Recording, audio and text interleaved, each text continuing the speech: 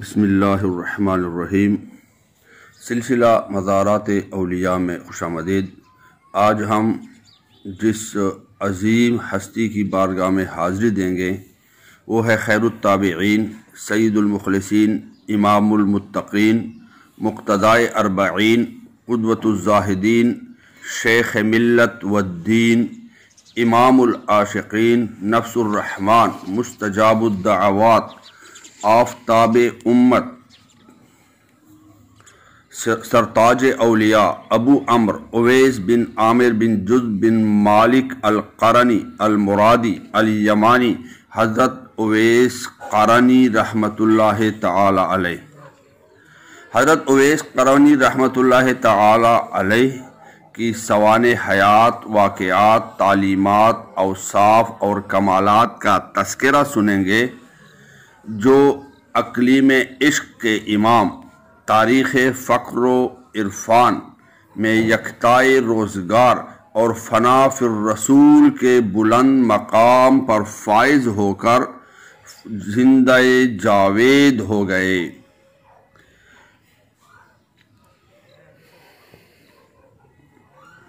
حضرت اویس قرنی رحمۃ اللہ تعالی علیہ کے مزارات کے بارے میں کہا جاتا ہے، جیسے آپ حیات ظاہری میں آپ نے پوشیدہ رہنا پسند فرمایا اور اس قدر عظیم منصب اور عظیم مقام پر فائز ہونے کے باوجود آپ لوگوں کی نظروں سے پوشیدہ رہے، اسی طرح آپ کا مزار بھی لوگوں سے پوشیدہ ہی رہا۔ آپ کے مزار کے بارے میں کہا جاتا ہے کہ دنیا کے 7 مقامات پر آپ کا مزار شریف ہے۔ ان میں سے ایک پاکستان سندھ میں حیدرآباد اور 7 کا جو روڈ ہے اس میں منجند ایک علاقہ آتا ہے۔ منجند سے تقریباً 4 کلومیٹر مغرب کی طرف واقع ہے۔ ان 7 مزارات میں ایک مزار یہ بھی ہے، اور انشاءاللہ آج ہم اس مزار کی حاضری دیں گے۔ اگرچہ اس میں علماء کرام اور حاضرین کا اختلاف ہے، بعض کہتے ہیں کہ یہی حضرت اویس قرنی رحمۃ اللہ تعالی علیہ کا مزار ہے، جبکہ بعض کہتے ہیں یہاں سرے سے مزار ہی نہیں، اور بعض کہتے ہیں کہ مزار تو ہے لیکن حضرت اویس قرنی رحمۃ اللہ علیہ کا مزار نہیں۔ اور میری اپنی سوچ یہی ہے کہ یہاں مزار والا تو موجود ہے لیکن وہ صاحب مزار حضرت اویس قرنی رحمۃ اللہ علیہ نہیں، بلکہ یہ کوئی اور بزرگ ہیں جن کا وصال 735 سال پہلے ہو چکا، اور حضرت اویس قرنی رحمۃ اللہ تعالی علیہ تو تابعی ہیں۔ بہرحال صاحب مزار جو بھی ہوں، یہاں یہ جو مزار ہے یہ حضرت اویس قرنی رحمۃ اللہ تعالی علیہ سے منسوب ہے، اور ہم حضرت اویس قرنی رحمۃ اللہ تعالی علیہ کے حالات سنیں گے اور انشاءاللہ اپنی عشق و محبت و عقیدت میں اضافہ کریں گے۔ خیر التابعین حضرت خواجہ اویس قرنی تاریخ اسلام کی وہ پر اسرار شخصیت ہیں۔ ایک طرف تو بعض اکابر امت ان کے وجود ہی سے انکار کرتے ہیں، لیکن دوسری طرف ان کے فضائل و مناقب سے تاریخ و سیر کی کتابیں بھری پڑی ہیں۔ جن اصحاب نے ان کے وجود سے لا علمی کا اظہار کیا ہے، ان میں امام مالک، امام بخاری، عمر بن مرہ، ابو اسحاق اور سمعانی قابل ذکر ہیں، لیکن اس کے برعکس محدثین، مشائخ و علماء کا ایک کثیر طبقہ خواجہ اویس قرنی رحمۃ اللہ تعالی علیہ کے وجود کا دل سے قائل ہیں، اور انہوں نے آپ کے وجود کے حق میں ناقابل تردید دلائل پیش کیے ہیں۔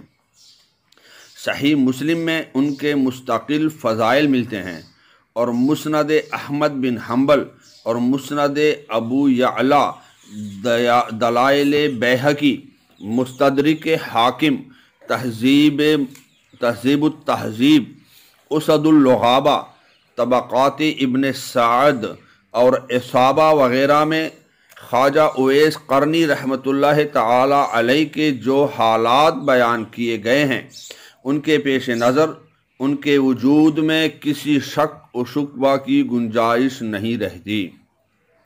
خواجہ اویس قرنی رحمۃ اللہ تعالی علیہ کو مستور الحال رہنا پسند تھا۔ تمام عمر انہوں نے نمود و نمائش سے احتراز کیا، اس لیے اگر بعض اکابر امت ان کے وجود سے لا علم رہے تو اس سے یہ لازم نہیں آتا کہ حضرت اویس قرنی رحمۃ اللہ تعالی علیہ نام کی کوئی شخصیت ہی نہیں تھی۔ حضرت خواجہ اویس قرنی رحمۃ اللہ تعالی علیہ طبقہ مشائخ اور گروہ محدثین میں شہرۂ آفاق ہیں۔ بے شمار مستند اور متواتر روایتوں کی موجودگی میں ان کے وجود سے انکار کرنا ممکن نہیں۔ ان کی شخصیت کو تسلیم کرنے کے بعد دوسرا سوال جو ہمارے سامنے آتا ہے وہ یہ ہے کہ حضرت خواجہ اویس قرنی رحمۃ اللہ تعالی علیہ صحابی تھے یا تابعی؟ امام عبد الوہاب شعرانی رحمۃ اللہ تعالی علیہ کا بیان ہے کہ آپ صحابی تھے اور غزوہ احد میں شریک ہوئے تھے، لیکن یہ روایت ضعیف ہے کیونکہ دوسرے تمام مشائخ کبار اور علماء امت بالاتفاق آپ کو تابعی تسلیم کرتے ہیں۔ بلا شبہ حضرت خواجہ اویس قرنی رحمۃ اللہ تعالی علیہ سرور کونین صلی اللہ تعالی علیہ وآلہ وسلم کے زمانہ مبارک میں موجود تھے، اسلام کے نام لیوا اور سرکار صلی اللہ تعالی علیہ وآلہ وسلم کے عاشق صادق تھے، لیکن بوجوہ بارگاہ نبوت میں حاضر نہ ہو سکے اور اس طرح شرف صحابیت سے محروم رہے۔ تاہم تابعین میں ان کا درجہ سب سے بڑا ہے۔ آقائے دو جہان صلی اللہ تعالی علیہ وآلہ وسلم نے خود اپنی زبان مبارک سے ان کو خیر التابعین کا لقب عطا فرمایا۔ اس سے بڑھ کر حضرت خواجہ اویس قرنی رحمۃ اللہ تعالی علیہ کے تابعی ہونے کی کوئی اور شہادت نہیں ہو سکتی۔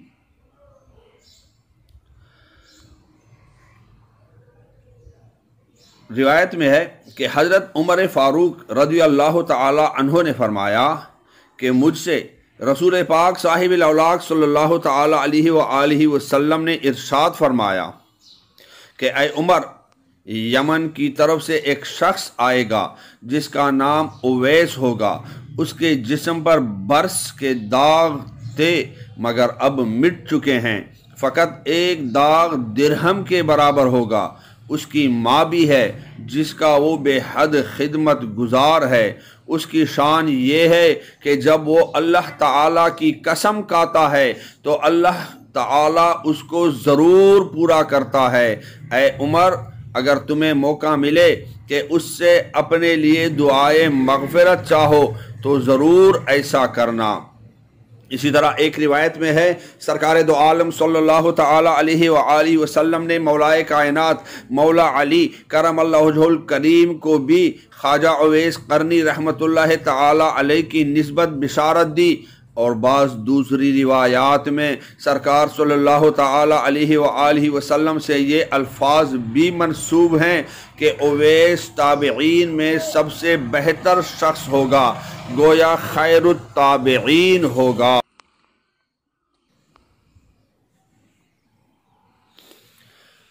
جب سرور کونین صلی اللہ تعالی علیہ وآلہ وسلم کی رسالت اور فیض و برکت کا غلغلہ بلند ہوا تو عرب کے دوسرے علاقوں کی طرح یمن کے لوگ بھی سرکار دو عالم صلی اللہ تعالی علیہ وآلہ وسلم کے اسم گرامی سے آگاہ ہو گئے۔ حضرت اویس رحمۃ اللہ تعالی علیہ کو اللہ تبارک و تعالی نے طبع سلیم اور فطرت سعید عطا کی تھی۔ ان کے کان جب رحمت للعالمین صلی اللہ تعالی علیہ وآلہ وسلم کے ذکر پاک سے آشنا ہوئے تو تو ان کے دل نے گواہی دی کہ سرکار دو عالم صلی اللہ تعالی علیہ وآلہ وسلم اللہ تبارک و تعالی کے سچے رسول ہیں۔ گویا ان کو غائبانہ تصدیق قلبی حاصل ہو گئی، اور بات صرف تصدیق اور ایمان بالرسالت تک ختم نہیں ہوئی، بلکہ ان کو سرور کونین صلی اللہ تعالی علیہ وآلہ وسلم سے والہانہ عشق ہو گیا، ایسا عشق کہ جس نے ان کو حیات جاودہ بخش دی۔ ہرگز نمیرد آنکھ دلش زندہ شد بعشق، ثبت است بر جرید عالم دوام ما۔ حضرت اویس قرنی رحمۃ اللہ تعالی علیہ نے اپنے آپ کو فنا فی الرسول کر دیا، ہر وقت سرور کائنات صلی اللہ تعالی علیہ وآلہ وسلم کے احوال کی جستجو کرتے رہتے، اور قدم بقدم سرکار دو عالم صلی اللہ تعالی علیہ وآلہ وسلم کے حسوہ حسنہ اور اتباع رسول صلی اللہ تعالی علیہ وآلہ وسلم کی انہوں نے ایسی مثال قائم کی کہ آج تک صلحائے امت کے لیے باعث رشک ہے۔ سننے والے کے دل میں خود بخود یہ سوال پیدا ہوگا کہ خواجہ اویس قرنی رحمۃ اللہ تعالی علیہ سرور کونین صلی اللہ تعالی علیہ وآلہ وسلم کی خدمت اقدس میں کیوں نہ حاضر نہ ہوئے، حالانکہ وہ سرکار دو عالم صلی اللہ تعالی علیہ وآلہ وسلم کے عاشق صادق تھے اور عہد رسالت میں موجود تھے۔ مختلف روایتوں کے مطابق اس کی سب سے بڑی وجہ یہ تھی کہ خواجہ اویس قرنی رحمۃ اللہ تعالی علیہ کی والدہ ضعیف العمر، نابینا اور چلنے پھرنے سے معذور تھی۔ حضرت اویس رحمۃ اللہ تعالی علیہ ہر وقت ان کی خدمت گزاری میں مصروف رہتے تھے اور ان کو تنہا چھوڑ کر کسی لمبے سفر پر نہیں جا سکتے تھے۔ اللہ تبارک و تعالی نے ان کو حقیقت محمدیہ کا باطنی آنکھوں سے مشاہدہ کرا دیا تھا، اور ایک روایت میں یہ بھی ہے کہ حضرت اویس قرنی رحمۃ اللہ تعالی علیہ ایک دفعہ سرکار دو عالم صلی اللہ تعالی علیہ وآلہ وسلم کی زیارت کے لیے مدینہ منورہ آئے، لیکن سرکار دو عالم صلی اللہ تعالی علیہ وآلہ وسلم خانہ اقدس سے باہر تھے۔ حضرت اویس رحمۃ اللہ تعالی علیہ نے والدہ کی ہدایت کے مطابق انتظار نہ کیا اور فوراً ہی واپس چلے گئے۔ والدہ کی وفات کے بعد حضرت اویس قرنی رحمۃ اللہ تعالی علیہ حج کے لیے مکہ معظمہ تشریف لے گئے، لیکن اس وقت سرور کائنات صلی اللہ تعالی علیہ وآلہ وسلم ظاہری دنیا سے پردہ فرما چکے تھے۔ مکہ معظمہ میں وہ اجلہ صحابہ کی ملاقات سے مشرف ہوئے اور حج بیت اللہ کے بعد کوفہ اور یا اس کے نواح میں سکونت پذیر ہو گئے۔ حضرت خواجہ اویس قرنی رحمۃ اللہ تعالی علیہ کی زندگی عجیب شان کی تھی۔ اونٹ کے بالوں کا ایک کمبل اور ایک پاجامہ ان کا لباس ہوتا تھا، اور علائق کی دنیاوی سے یک سر بے نیاز تھے۔ کبھی کبھار اللہ تعالیٰ کا کوئی نیک بندہ جسم کی عریانی ڈانپنے کے لیے چادر اوڑھا دیتا تھا۔ ہر وقت حالت وارفتگی و شوریدگی طاری رہتی تھی، لوگ انہیں دیوانہ سمجھتے تھے۔ کئی بار ایسا ہوتا تھا کہ بچے دیوانہ سمجھ کر پتھر مارتے تھے۔ آپ فرماتے، چھوٹے چھوٹے پتھر مارو تاکہ میرے جسم سے خون نہ بہہ نکلے، اس سے میرا وضو ٹوٹ جائے گا۔ وارفتگی اور شوریدگی کے باوجود غیرت اور خودداری کی یہ کیفیت تھی کہ کسی پر اپنا بوجھ ڈالنا گوارا نہ تھا۔ اپنے قبیلہ کے اونٹ چرایا کرتے یا کھجور کی گٹھلیاں بیچ کر معاش کا سامان پیدا کرتے تھے۔ رات کو کھانے کے بعد کوئی چیز بچتی تو اسے راہ خدا میں صدقہ کرتے فرمایا کرتے تھے کہ لباس اور غذا جو میرے پیٹ میں ہے اس کے علاوہ میرے پاس کچھ نہیں۔ جس مکان میں رہتے تھے وہ نہایت بوسیدہ اور خستہ حال تھا۔ عبادت و ریاضت سے شغف کا یہ عالم تھا کہ ساری رات بیدار رہ کر یاد الہی میں مصروف رہتے۔ اکثر سارا دن بھی عبادت میں گزر جاتا اور فرمایا کرتے تھے کاش ازل سے ابد تک ایک ہی طویل رات ہوتی اور میں ایک ہی رکوع اور ایک ہی سجدہ میں رات گزار دیتا۔ روزے نہایت کثرت سے رکھتے تھے، بعض اوقات 3 دن کا فاقہ آ جاتا تھا۔ نام و نمود اور شہرت سے سخت اجتناب تھا، چونکہ دنیا سے دل برداشتہ تھے، اس لیے لوگوں سے ملنے جلنے سے بہت گھبراتے تھے۔ مستور الحالی کے باوجود ان کے کمالات روحانی ایسے نہیں تھے جو لوگوں سے مخفی رہ سکیں۔ اہل دل ان کے مقام و مرتبہ سے آگاہ ہو کر ملاقات کے خواہاں ہوتے تھے۔ آپ فرماتے کہ میں ایک ضعیف انسان ہوں، آپ لوگ کیوں میرے پیچھے آتے ہیں؟ اگر کسی کو مجھ سے کوئی ضرورت ہو تو وہ عشاء کی نماز کے بعد مجھ سے مل لیا کرے۔ باوجود عزلت گزینی کے وہ اعلاء کلمت الحق سے باز نہیں رہتے تھے، لوگوں کو برے کاموں سے روکتے اور اسوہ حسنہ کی پیروی کی تلقین کرتے تھے۔ ان کی حق گوئی اور بے باکی نے کئی لوگوں کو آپ کا دشمن بنا دیا تھا، لیکن وہ فرماتے تھے اللہ عز و جل کی قسم ان لوگوں کی دشمنی مجھ کو حق گوئی سے کبھی نہیں روک سکتی۔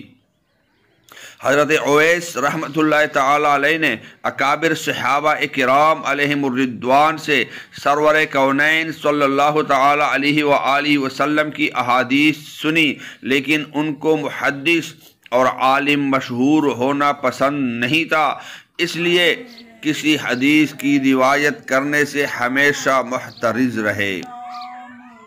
سرکار دو عالم صلی اللہ تعالی علیہ وآلہ وسلم نے نفس امارہ کے خلاف لڑائی کو جہاد اکبر قرار دیا ہے۔ حضرت خواجہ اویس قرنی رحمۃ اللہ تعالی علیہ اس جہاد اکبر میں تو ساری عمر مصروف رہے، لیکن اس کے علاوہ راہ حق میں وہ جہاد سیف کے ثواب عظیم سے بھی محروم نہیں رہے۔ ایک روایت سے معلوم ہوتا ہے کہ آذربائیجان پر جب اسلامی لشکر حملہ آور ہوا تو مجاہدین میں حضرت اویس قرنی بھی شامل تھے۔ اسی موقع پر حضرت عمر فاروق رضی اللہ تعالی عنہ سے ملاقات ہوئی۔ حضرت عمر فاروق رضی اللہ تعالی عنہ سے ملاقات حضرت اویس قرنی رحمۃ اللہ تعالی علیہ کی زندگی کا اہم واقعہ ہے۔ کتب سیر و تاریخ میں اس ملاقات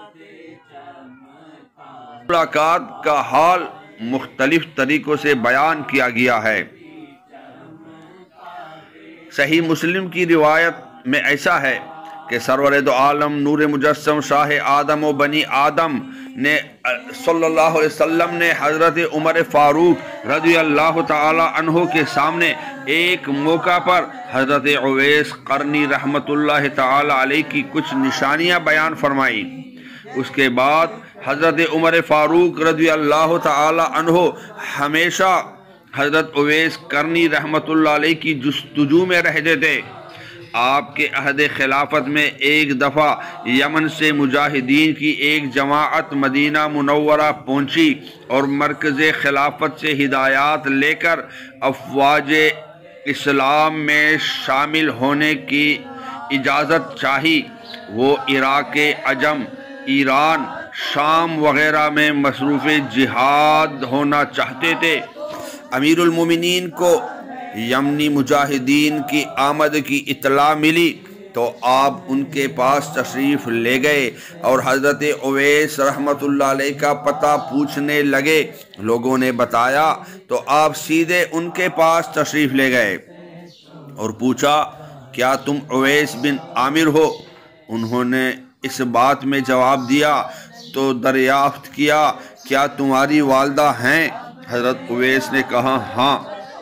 اس کے بعد حضرت عمر فاروق رضی اللہ تعالی عنہ نے جو کچھ رسول اللہ صلی اللہ تعالی علیہ وآلہ وسلم سے حضرت اویس کی نسبت سنا تھا، بیان کیا، سب نشانیاں ان میں موجود تھی۔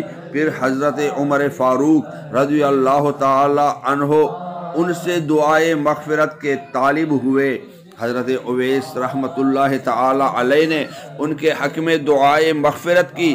پھر امیر المؤمنین رضی اللہ تعالی عنہ نے اس سے پوچھا کہ اس کے بعد آپ کا ارادہ کہاں قیام کرنے کا ہے؟ حضرت اویس رحمۃ اللہ علیہ نے جواب دیا کہ کوفہ جاؤں گا۔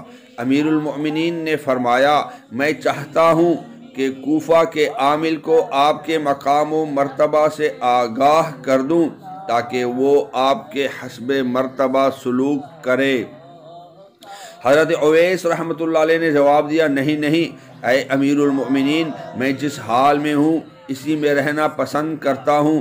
خواص کی بجائے عوام ہی میرے ساتھی ہیں اور میں انہی میں رہنا چاہتا ہوں۔ دوسرے سال حج کے موقع پر کوفہ کا ایک معزز شخص مکہ معظمہ آیا۔ حضرت عمر فاروق رضی اللہ تعالی عنہ نے اس سے حضرت اویس قرنی رحمۃ اللہ تعالی علیہ کا حال پوچھا۔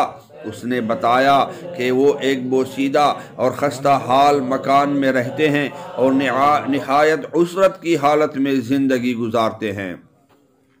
حضرت عمر فاروق رضی اللہ تعالی عنہ نے اس شخص کو حضرت اویس رحمۃ اللہ علیہ کی رفعت شان سے آگاہ کیا اور ان کی نسبت رسول اکرم صلی اللہ تعالی علیہ وآلہ وسلم کے ارشادات سنائے۔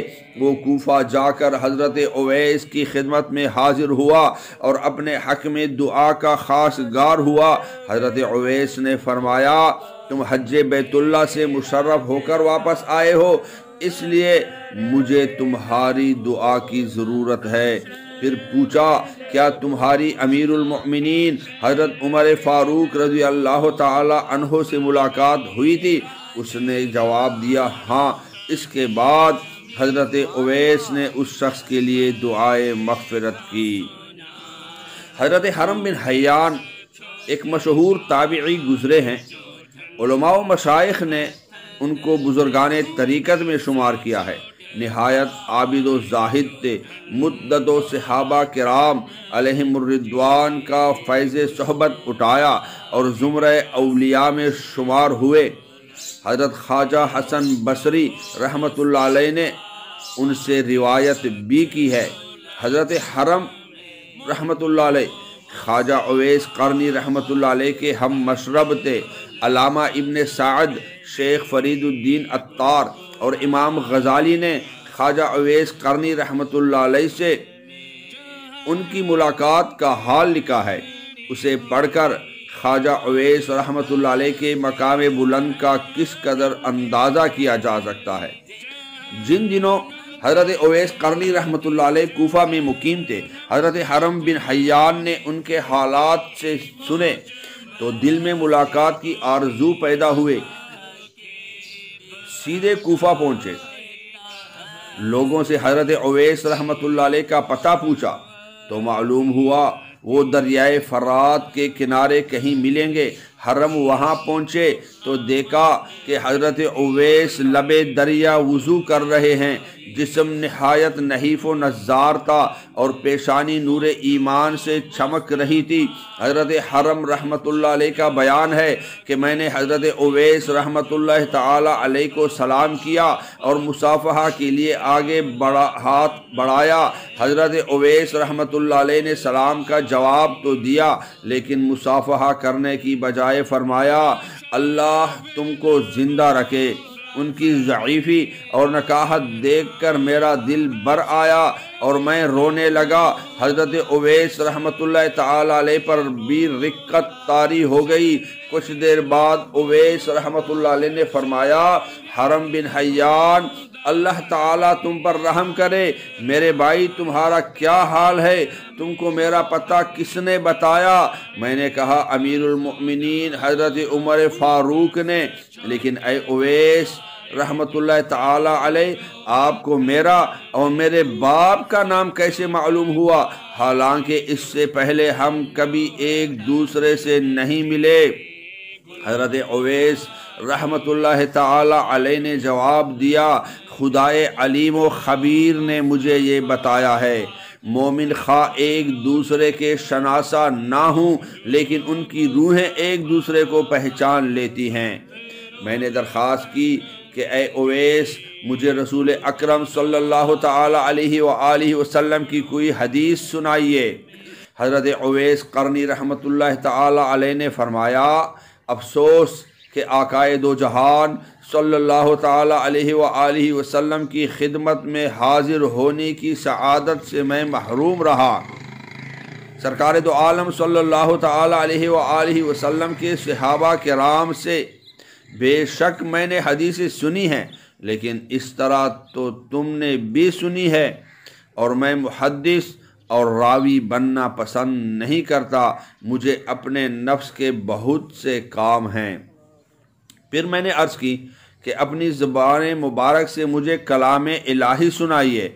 یہ سن کر میرا ہاتھ اپنی گرفت میں لیا اور اعوذ باللہ السمیع العلیم من الشیطان الرجیم پڑھ کر بے اختیار رونے لگے اور فرمایا، اللہ تعالیٰ کا ذکر بلند ہے، اس کا قول سب سے حق اور سب سے سچا ہے، اور اس کا کلام سب سے اچھا ہے۔ پھر ما خلقنا السماوات والارض سے هو العزیز الرحیم تک تلاوت کی اور شدت گریہ سے بے ہوش ہو گئے۔